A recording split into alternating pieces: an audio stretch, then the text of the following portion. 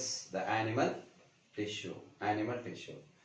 Generally, animals also living organisms which are made up of so many tissues. The body is nothing but made up of many tissues. And basically, we discussed that every organism is made up of some organ systems, and organ systems are made up of organs.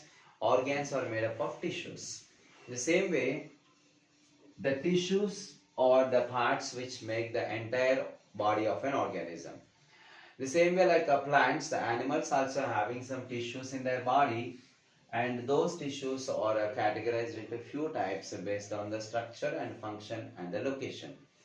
The first thing is epithelial tissue. Epithelial tissue. Epithelial tissue. Epithelial tissue in the sense of it is the tissue which is almost outer layer. Outer layer is nothing but the best example for epithelial tissue is skin.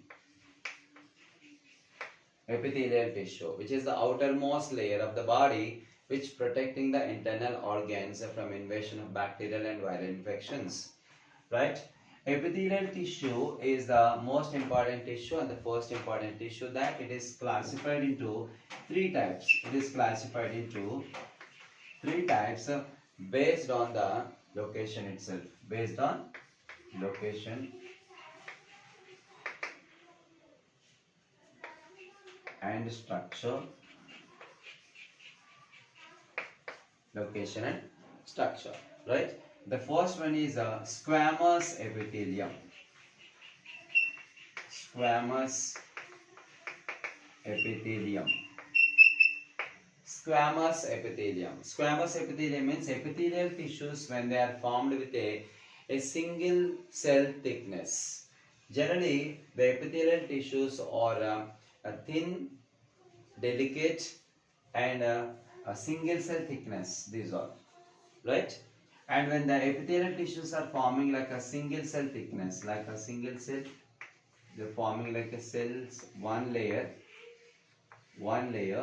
like that. One layer, we can call that is a squamous epithelium. Right? The squamous epithelium cells, tissues we are observing in the inner lining of the mouth, inner lining of mouth, and lung alveoli,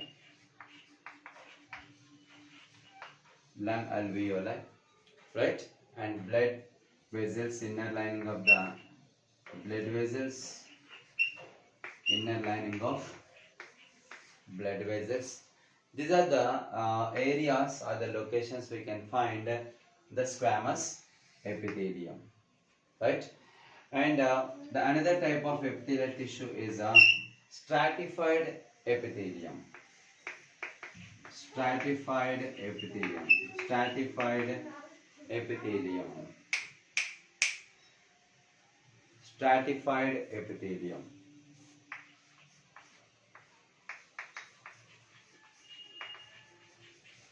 Stratified epithelium.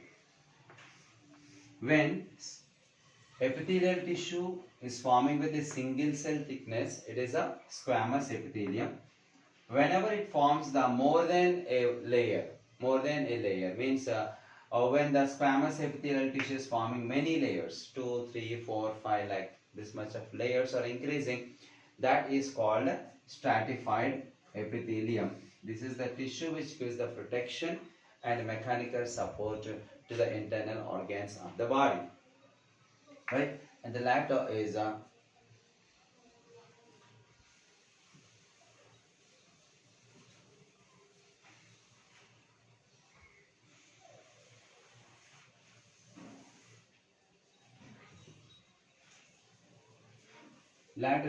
cuboidal epithelium. Cuboidal epithelium. Cuboidal epithelium. Right? This cuboidal epithelium, cuboid, it is a self-explanatory, telling that the shape of the cells are in the cuboid shape. Right? So the name depends on the structure of the tissues itself. This cuboidal epithelium tissues, we can find where secretions takes place. Where secretion takes place. And another kind of epithelial tissue is glandular epithelium. Glandular epithelium. Glandular in the sense of we are observing that the gland. In our body we are finding so many glands are there, from the pituitary attached to the thalamus, and also thyroid gland near the neck, and the liver, the biggest gland close to the stomach, and the thymus gland, and pancreas, gonads, and over the kidneys, adrenal glands. These are all, many glands are there in the body, right? These glands are secreting some hormones and which are bringing a lot of change in the body itself. So all the glands present in the body are made up of glandular epithelium. Glandular epithelium, right? And thus cells of the particular epithelial tissues are, when they are having the inner foldings, they are having some kind of a structure. They forms a special kind of structure that forms the glandular epithelium, right? And the latter, columnar epithelium.